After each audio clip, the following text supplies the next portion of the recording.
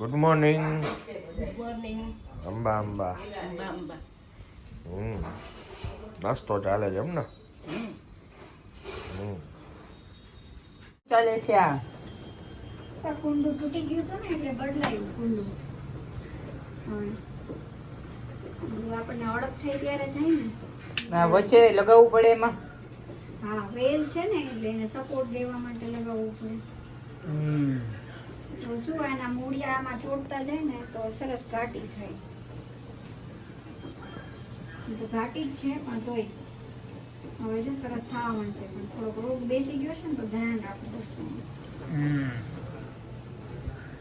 અહીંયા અમારે આજે છે લીલો મગ, ભાત ને રોટલી થઈ ગયા. અહીંયા છે આનંદ. તમે જોઈ શકો છો એ કેટલા પ્રેશરમાં છે, જાણે 10મા 12માની બોર્ડની એક્ઝામ દેવા જાવી હોય ને એટલું એને પ્રેશર છે કે કોઈ સામે નથી જોઈ શકતા. એને એટલું કામ છે, શૂટિંગે ટાઈમે પહોંચવું છે, તાત્કાલિક રીલ મૂકવી છે,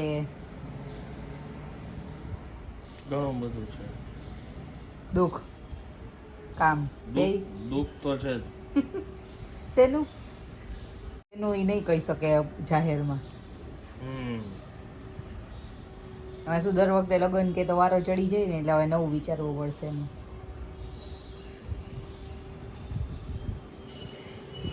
આમ કરવાનું. જો જો ઈ જો કેવા મોઢા બનાવે, જો જો. તારી આગળ ને શીખો. હું કોઈ દીવા નથી બનાવતી, કોઈ વ્લોગમાં પકડીને બતાવે આવું મોઢું મારું આટલામાં. હું કવર કરી લઈશ. જીવનમાં ન થાય.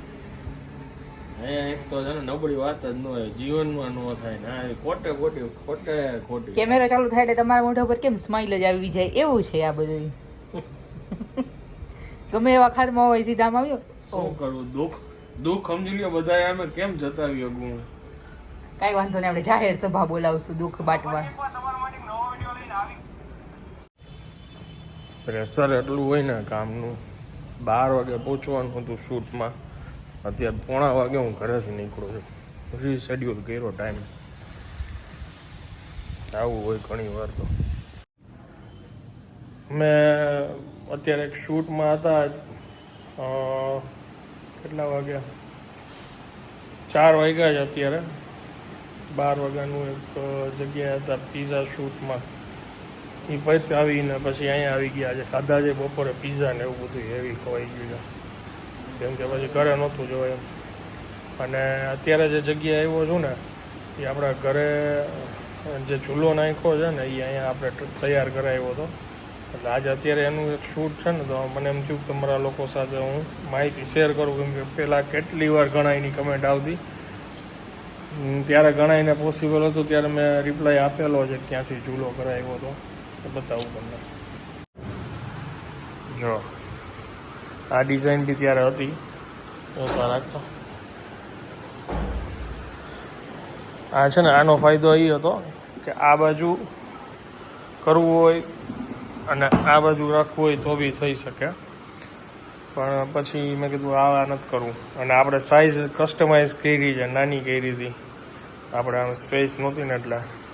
અને આ જે સાંકળ છે જો આપણે બ્રાસની છે, આપણે આ જ રીતની નાખી છે.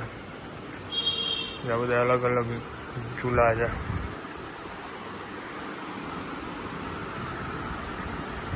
આ આપણા જેવો જ કલર છે પણ આમાં ડિઝાઇન છે મોર જેવી. આમાં એવું જ છે. આ ચૂલો તમે છે ને આમ ફેરવી શકો. બાકી તો ઘણું બધું છે અહીંયા. ભાઈ આપણું એડ્રેસ શું છે કયો? લક્ષ્મીનગર મેઇન રોડ ઉપર શ્રીનાથજીની હવેલી આવે અને એક્ઝેક્ટ સામે 4 મહાદેવ વાડીમાં યલો વુડ કરીને છે. ઓકે.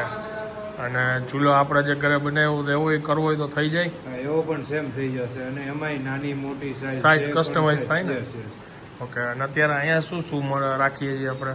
આપણે અહીંયા ઝૂલા, ડાઇનિંગ અને સોફા અને બધી જ વસ્તુમાં કસ્ટમાઇઝ પણ પોસિબલ છે. તમારી સાઇઝ પ્રમાણે, તમારા ફેબ્રિક સ્ટોન પ્રમાણે. પોલિશ છે, પોલિશ એ આપણે કસ્ટમાઇઝ કરતા હોય છે. આપની રિક્વાયરમેન્ટ મુજબ ટોટલી કસ્ટમાઇઝ થઈ જતું હોય ને આપણે ખુદ જ મેન્યુફેક્ચરર છે. મારે આખું યુનિટ જ છે, એટલે તમે કયો એ ટાઈપનું આપણે બનાવી શકીએ છીએ. તમે ઇન્ટિરિયર છો ને? યસ, હું ખુદ આ ભાઈ ઇન્ટિરિયર ડિઝાઇનર છે અને આ ઓલા ભાઈ જેવું બોલાઈ ગયું.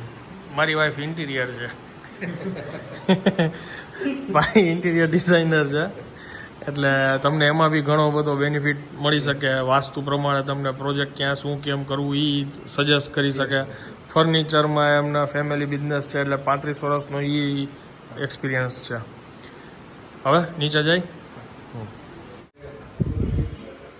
આ લોકો છે ને એક્સપિરિયન્સ સેન્ટર બનાવેલું છે.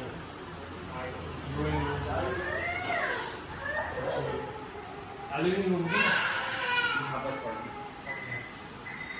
બધી વસ્તુઓ તમને જોવા મળે. આ બેડરૂમ છે, બધી જ વસ્તુઓ સમજવા મળે. પછી આ બાજુ બેડરૂમ જો બનાવેલો છે, અલગ અલગ કબોર્ડ, લેમિનેટ અલગ અલગ યુઝ કર્યા છે. કિચન, કયું કિચન કહેવાય? Modular kitchen. અહીંયા તમે આવશો ને તો રૂબરૂમાં તમને ઘણું સમજ મળશે. આ જોડો મસ્ત છે.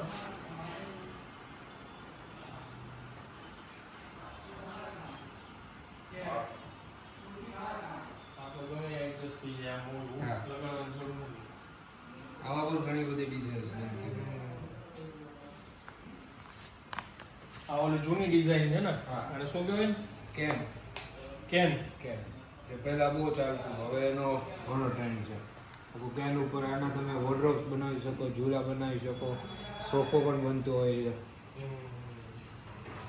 નવું જૂનું પાછું નવું આવે, નવું થાય છે બધું. ચાલો કરી લઈએ કામ. હાલો એકાદ કોમેડી પિક્ચર કયો આવ્યો છો તો મૂકું. ને ડી દેખાડો તો યાર. શું કરું ભાઈ, કામ હોય તો થાકી ગયા. પેલા ફોન કરતી હતી પણ મેં હવે હેરાન નથી કરવો, થાય તો હમણાં એક યુએસએ ટૂંકમાં યુએસએ છે ને, અત્યારે બાપુની કથા ચાલુ છે ને. ગઈકાલ રાતે 12:30 વાગે અનંતનો મેસેજ આવ્યો હતો કે જાગસ. સવારે ઉઠીને મેં તો જોયો હોય, મને કે એક બેન છે દર્શનાબેન વ્યાસ એ કે એમને વાત કરવી હતી ને, એટલે પછી સાંજે ત્યાં સવાર પડી 7:45 વાગ્યા હતા. 7:30 મને ફોન કર્યો, વિડીયો કોલ. પછી તમને અંબા કીધું દર્શનાબેને, બાને યાદી આપજો. હજી આવ્યો એ યુએસએ છે, બાપુની કથા નથી ચાલુ. ત્યાં એક બેન છે ને, એને ઓળખી ગયા ને કે આનંદભાઈના મિત્ર છે, એટલે પછી વિડીયો કોલમાં વાત કરાવી. જમી લીધું?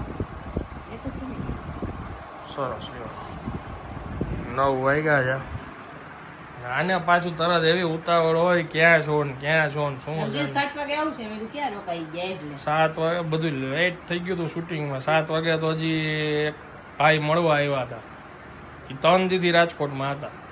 હું MTVનું ઓલું વરસાદમાં શૂટ પતાવી ન આવ્યો તેથી એને કીધું હતું કે મારે મળવાનું જ કાલે. આજે મેળ આવ્યો.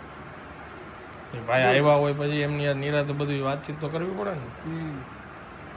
વરસાદ વાગે તો મોડું થાય, ટ્રાફિક હોય એટલે.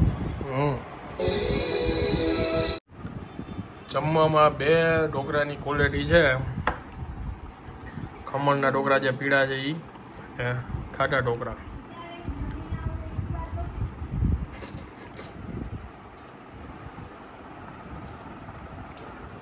કટે ઢોકળા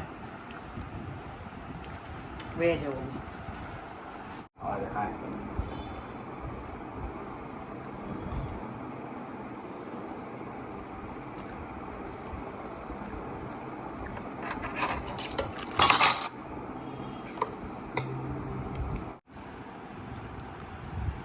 ઢોકળા કેવા છે એ તો કોઈ બોલતા નથી. નો ભાઈ હોય ના તો પાડો.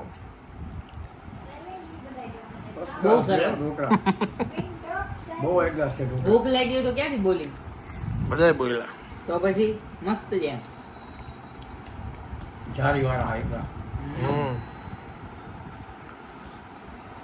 ચાલો હવે હું આ બ્લોગને વિરામ આપું છું. વિડીયો જો પસંદ આવ્યો તો વિડીયોને એક લાઇક આપી દેજો. મળીએ આવતીકાલે નવા બ્લોગમાં. ત્યાં સુધી જય હિન્દ, જય ભારત.